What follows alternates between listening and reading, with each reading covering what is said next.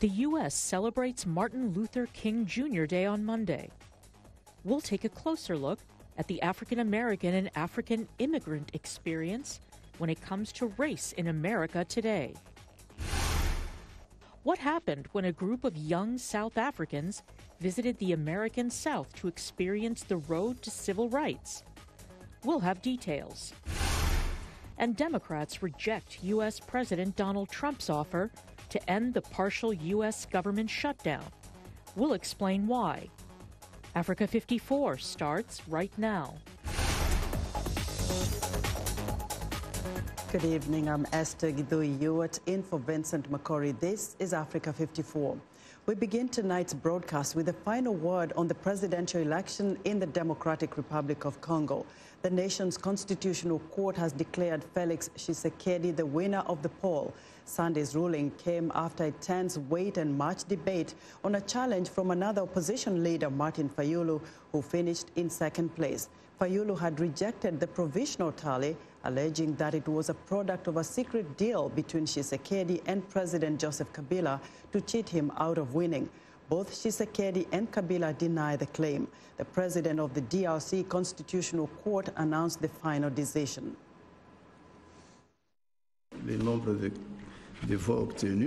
We proclaim the elected with a simple majority President of the Democratic Republic of Congo, Mr. Tshisekedi Tshilombo Felix. Last month's delayed vote was meant to mark the first democratic transfer of power in the Central African country. Tshisekedi's supporters celebrated the court's decision on the streets of the capital, Kinshasa. His backers from the Union for Democracy and Social Progress Party say his victory will be good for the country. It is something we have been waiting for more than 40 years. And when we were just kids, they used to always say, there is someone here who will bring democracy. And unfortunately, he died. Thanks to the great universe, Tshisekedi incarnated himself in Felix. And today, Felix Tshisekedi has become president. We wish him courage and success because the Congolese population, and especially the youth, we are behind Fassi. 100%. We will never let go. We will always be behind him to support everything he does during his mandate here. Rejecting the court's ruling, losing opposition candidate Martin Fayulu declared himself president in a move that could stoke further unrest. By declaring Tshisekedi the winner, Fayulu said the court confirmed that it serves a dictatorial regime by validating false results. Kenyan police have thwarted an attack by suspected Al-Shabaab terrorists on a Chinese-owned construction company in an eastern region of the country, only days after the Islamist group attacked a hotel complex in Nairobi. The assailants wounded one person on Monday as they attempted to hit the site in Garissa County, not far from the Kenyan-Somali border, owned by a Chinese road construction company that is building the Garissa-Modogashe highway. A county police spokesman says the injured person was a watchman's wife. He did not give further details about the attack. The Al-Shabaab claimed responsibility for last Tuesday's assault on the upscale Dusit D2 hotel and office complex where 21 people were killed. The U.S. is celebrating Martin Luther King Jr. Day on Monday. It's been 51 years since the assassination of Dr. King, the African-American preacher who led a civil rights movement that changed the nation and liberated around the world. Since then, America has made great strides on race, but deep divisions still remain. VOA's Mariama Diallo examines the African-American and African immigrant experience when it comes to race in America today. I have a dream that one day this nation will rise up. August 29, 1963. It was a speech that galvanized a nation and put civil rights and economic justice at the forefront of the American conversation. Race, media, and communication professor from American University, Sherry Williams. What he was really trying to do was achieve racial equality, and not just racial equality, but also economic justice. We know that right before he died, he was working on the Poor People's Campaign, and he was in Memphis working with sanitation workers who were on strike, who were basically just striving for a living wage. Howard University's Greg Carr says while there has been some progress, economic disparities still exist.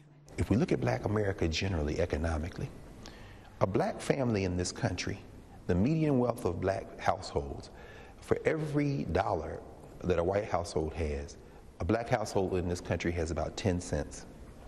1/10 of the wealth of an average white household is in a Black household. That's absurd.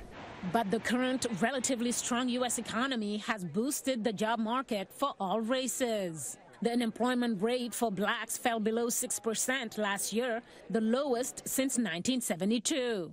Still, according to a recent Harvard University study, half of all Black Americans report experiencing discrimination in the workplace. Jonas Beshaured is a software engineer working in Silicon Valley.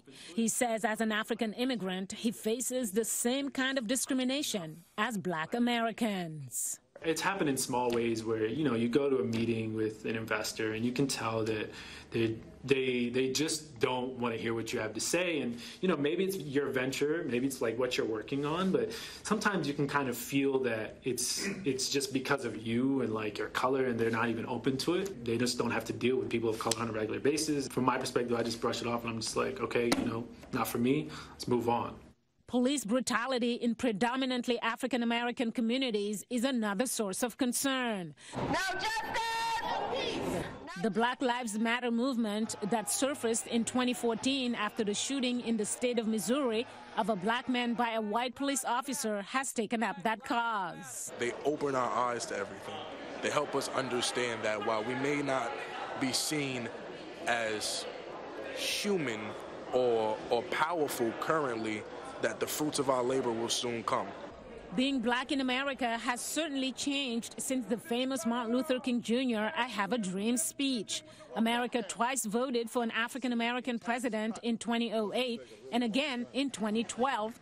But improving race relations, as evidenced by a recent resurgence of white supremacy groups, have quite a ways to go. Mariama Diallo, VOA News, Washington. The story of Africans in America is almost as old as America itself. From slavery to racial segregation, the lessons of the struggle for social and racial justice are still relevant today in places beyond the borders of the United States. So watch what happened when a group of young South Africans visited the American South to experience the road to civil rights. We want to warn you that this story contains a racial slur used to describe African Americans.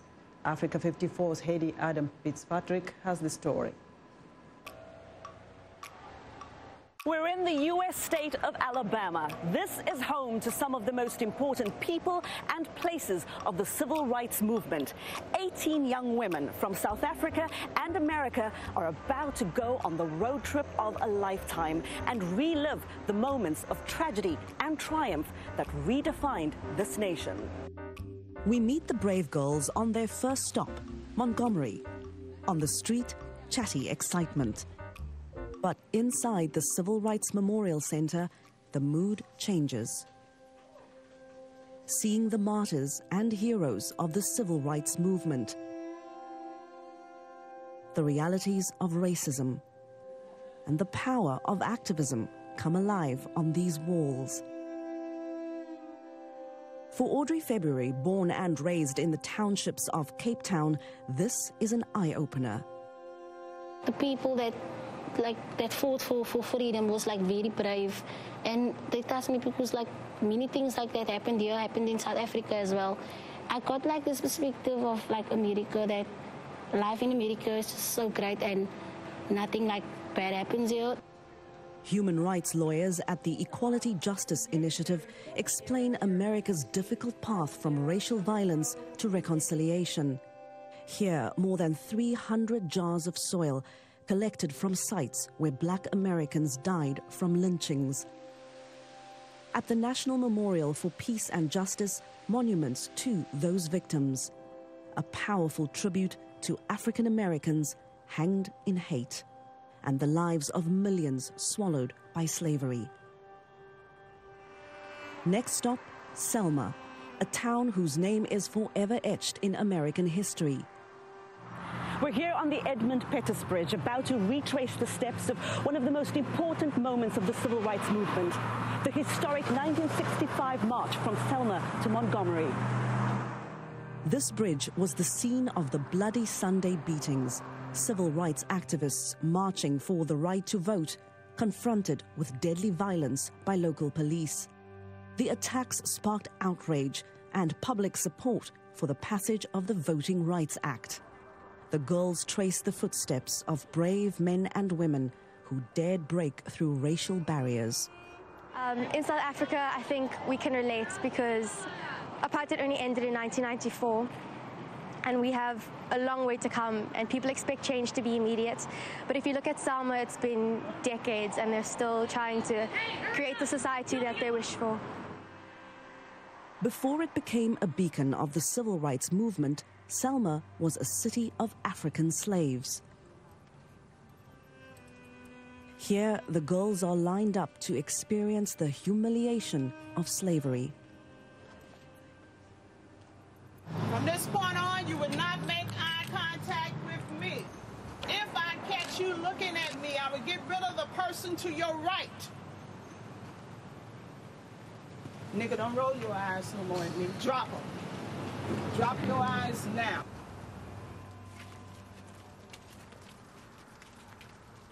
Ainka Jackson runs the Selma Center for Nonviolence. She takes us on a drive through the city's impoverished neighborhoods. In some ways, this place seems like a memorial of its own to the lasting legacy of racial and economic inequality. There's such a spirit of hopelessness here in Selma because at one point there was great hope that voting rights would cause us to have economic prosperity. But I believe that part of the reason why Dr. King was killed so that we wouldn't get there. Not every moment on this journey is somber. One highlight, soul food and song with today's civil rights activists. An emotional tribute to Africans who came to America in captivity and those who fought for the freedom of future generations. I think what we can learn from each other now is that the work is not over. There's still work here to do in America, and there's still work to do in South Africa, and that with reconciliation there must be justice. Haiti Adams Fitzpatrick, VOA News, Alabama. Legal challenges to a brutal clampdown on dissent by the Zimbabwean government was set in motion Monday as fears that the country is veering back towards authoritarian rule drove some leaders of the main opposition party into hiding. The fragile state of Zimbabwe's economy was also in focus as President Emmerson Mnangagwa headed home early from a foreign trip during which he was expected to pitch for investments. A lawyer for the pastor, Ivan Mawarire, a rights activist, says he will seek bail at the High Court after being charged with subversion. Police say 3 people died during the unrest, but lawyers and human rights groups say evidence suggests at least a dozen were killed, while scores were treated for gunshot wounds. Mnangagwa's spokesman said Sunday the crackdown was a forecast of how authorities would respond to future unrest. We want to know what you think about Africa 54 and the stories we cover. Join the conversation on Facebook. The address is Africa 54. We're also streaming our show live on Facebook, so check us out and share our show with your friends. Still ahead on Africa 54, the partial U.S. government shutdown enters its 5th week. We'll be right back. The lyrics could be French, English, Portuguese, Bantu, Arabic. It is the beat. The African beat that counts. The beat does all the translations. It cuts across all languages and gives us the understanding that this is the African beat. It is so distinct and adhesive. It binds us together. African Beat on the Voice of America. For more information, visit our website at www.voanews.com/AfricanBeat.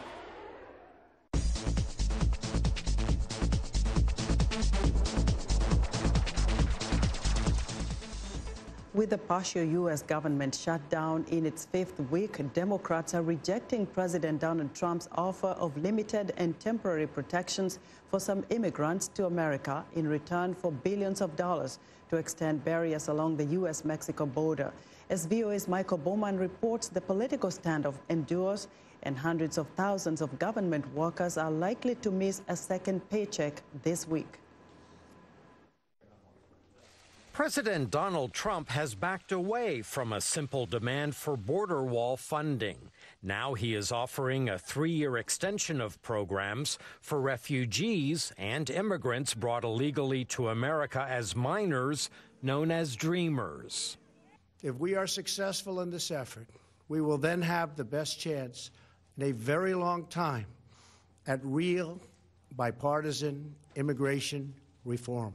Democrats demand permanent protections for all Dreamers, not just those who registered in an Obama administration program known as DACA that shielded them from deportation.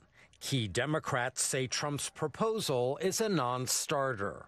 We wanted a pathway to citizenship for all Dreamers. He's just taking a small section of that. Those are the DACA recipients, and he's only giving them a temporary stay. If he really wants to work on comprehensive immigration reform, open the government, and then sit down with Democratic leaders to actually work on the stuff that needs to get done. Last year, Trump moved to terminate the very programs he is now offering to extend and demanding Democrats agree to his terms for doing so. Democratic Senator Chris Murphy tweeted a comparison, quote, "Imagine if a dude drove his truck into your house on purpose and then told you he would fix the hole for $5 billion. What would you say?" For Republicans, Democrats' complete rejection of new physical border barriers is perplexing and hypocritical, since an assortment of barriers went up under both Republican and Democratic administrations in recent decades. President Clinton built fencing, President H.W. Bush built fencing, President George W. Bush built fencing, President Obama built fencing. This has not been an immoral issue, and the president's been very clear. He's talking about 234 miles of fencing along a 2,000-mile border. It's only in the priority areas. When Congress reconvenes, the Republican-led Senate and the Democratically led House of Representatives are both expected to take up funding bills that would be dead on arrival in the other chamber. With Congress deadlocked and the White House showing no signs of surrender, a deal to reopen shuttered federal agencies and pay government workers remains elusive. Michael Bowman, VOA News, Washington. The third annual Women's March on Washington attracted a smaller turnout than the original event in 2017, held just one day after President Donald Trump's inauguration. But Saturday's event was no less rollicking as women and men marched through the nation's capital amid considerable controversy leading up to the rally. VOA's Anna Cook has the details. Donald Trump has got to go. Braving winter winds and cold rain, thousands of men and women across the nation gathered in the streets of Washington to champion issues ranging from the partial government shutdown and the president's border wall to women's reproductive rights and gender equality. Mia Ives Rubli, a transracial Korean-American woman who is disabled, has been involved in planning this year's march and says she is fighting to gain more rights for all of her identities. My hope, is to continue to talk about how these different identities interact, how we can support each other, and how it's so important that we are able to talk about disability, especially in the Asian American communities. Compared to previous years, organizers say this year's march is different because they are pushing ahead with a solid agenda. Really specific policy demands, and that's, of course, the women's agenda that we released yesterday. It was crafted by a policy table of about 50 to 70 women, movement experts, policy experts from really all backgrounds. The recent dispute surrounding the leaders of the Women's March regarding allegations of anti-Semitism didn't prevent some women from turning out to support the demonstration. I'm actually a Jewish Israeli, and I know that it's controversial for people like me to be here today because of all the controversy surrounding the Women's March. But I'm not giving up my seat at the table, and I'm here to make sure that anti-Semitism is something that is addressed and part of the Women's March agenda. Even with a record amount of women elected protest, both men and women here say that there is still much more to be accomplished. So I almost cried like when I heard that they all got like put in. I was just so happy, but like we still gotta make the moves. We have so many firsts now, and I'm just so happy about that. But like we still gotta bring the punches. We got some work left. Yeah. Everybody supports women. It's not just the people being oppressed. It's all of us. This is one community, one voice. If you are going to trample on their rights, even though they're not me, that's still important to me. In addition to Washington's rally, sister marches took place in multiple cities across the country, including New York and Los Angeles, and across the world. Anna Cook, VOA News, Washington. The Rohingya are descendants of the ancient Southeast Asian kingdom of Arakan. In the 8th century, Muslim traders brought Islam to Arakan, where the religion spread. In the 18th century, Arakan was conquered by the neighboring Burmese people. Until recently, the descendants of the Arakan, now known as the Rohingya, lived isolated from the majority Buddhist population in what is now called Rakhine state of Myanmar. But Myanmar denied Rohingya the right to citizenship, and their basic rights to study, work, or access health services were severely restricted. Then in August 2017, tensions between the Rohingya and Burmese boiled over. Rohingya rebels attacked Myanmar security forces. The military quickly counterattacked. VOA's Greta Van Susteren travels to Rohingya refugee camps to take a look at the conditions inside the camps. This river, it's part of the border between the nation of Bangladesh and the nation of Myanmar. It's a short distance from the Rohingya refugee camps. And this is one of the border locations where many desperate Rohingya refugees, under the most unthinkable conditions, cross this river, fleeing for their lives. There are about 1 million Rohingyas here in Bangladesh. They're living in very tough conditions with very uncertain futures. Not every Rohingya was able to escape to Bangladesh. Many, numbers unknown, were murdered, slaughtered. They come into our village and shooting everywhere, just firing like shooting like this, on fire. No meet, no discuss, no question, just shooting. When Mohib Bullah's village was attacked, he traveled for 8 days to reach safety. Why do you think that the Myanmar military did this? The government trying the whole country to be Buddhist. So this is a religious dispute? Religious. It is a religious thing. They're trying to be Buddhist country. I heard several stories like this, claiming that the attacks were religiously motivated, Buddhist on Muslim, and calculated to drive out the Rohingya. No government confirms that story, but the Rohingya here believe it. In Myanmar, our home was attacked suddenly by gunfire. That moment, I escaped through an open door, and I grabbed one of my children who was close to me. Soon I saw my whole house was on fire. I do not know what happened to the others. So for now, the new home for the Rohingya is in neighboring Bangladesh, the Kutupalong refugee camp. When we had this massive population influx last August, we had to expand the area where those people were living. So what we're in now is called the expansion camp. So it's basically a much larger camp that's built sort of around the original site. So if you include the original camp and all of the little bits around it, we're up to around 900,000 people. So this is the largest refugee camp in the world.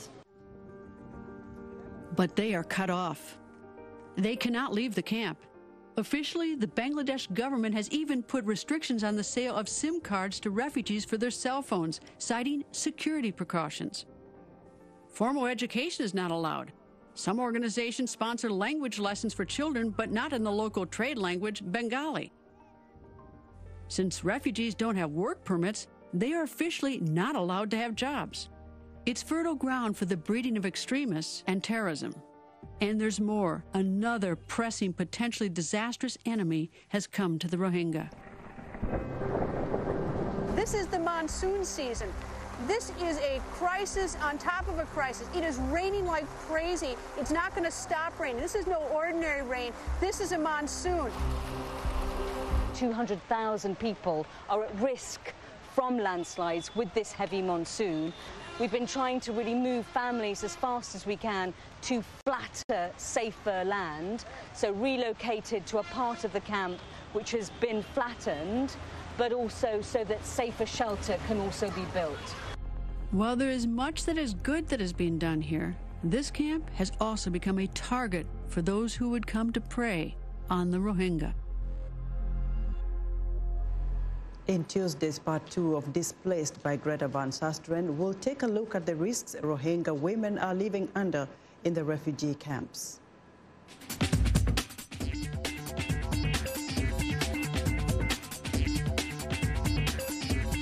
Welcome back to Africa 54. Here's what's trending.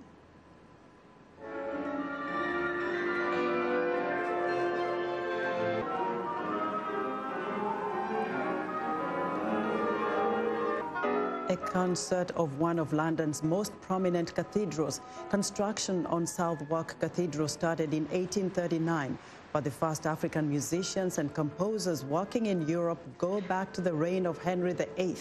Here, the Dikas Ensemble are performing music for instrumental ensemble by African composers, including Segun Akinola, Eroline Wallen, Samuel Coleridge Taylor. South African oboist Ochena Ngwe is in London working on a project called Plain Sight Sound that aims to uncover these stories and get musicians performing, recording and listening to this music. And finally, a new vocational training center in Mogadishu is providing opportunities for students seeking to learn various technical skills in the country, offering youth options that were not available to them in the past. The Haile Barise Technical Development Center offers electrical and mechanical courses as well as courses in construction. While parts of Somalia are plagued by militant violence, a degree of stability is being felt in Mogadishu, and many expatriates are returning home to help in rebuilding efforts. The school is also working to educate Somalis about the role vocational training plays in educating youth and generating employment. And that's what's trending today. And that's our show for today. Be sure to watch Africa 54 on our website at voaafrica.com. For more news, tune in to VOA's evening radio show, Africa News Tonight, at 1800 UTC, and in the mornings to Daybreak Africa, between 0300 and 0600 UTC, Monday through Friday. Thanks for watching, and good night from Washington.